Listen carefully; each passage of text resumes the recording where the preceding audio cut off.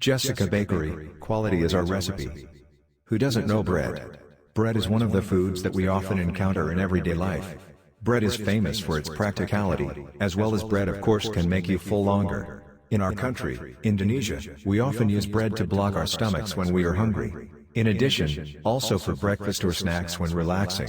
The shape and taste of the bread is getting more and more varied, making the bread more delicious. Although it is very familiar in everyday life, do you know the history of the creation of bread? As the oldest processed food, evidence of bread dates back 30,000 years in Europe. The first bread recipe is very simple, just mix flour and water and then bake until fluffy.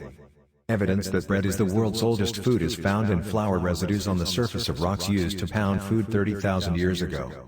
Possibly at that time, flour had already begun to be extracted from the tubers. Around 10,000 BC, with the advent of the Neolithic era and the development of agriculture, grains became the main ingredient of bread recipes. The dough will rise naturally without human intervention, because the yeast seeds don't exist at that time. Visit jessicabakery.com.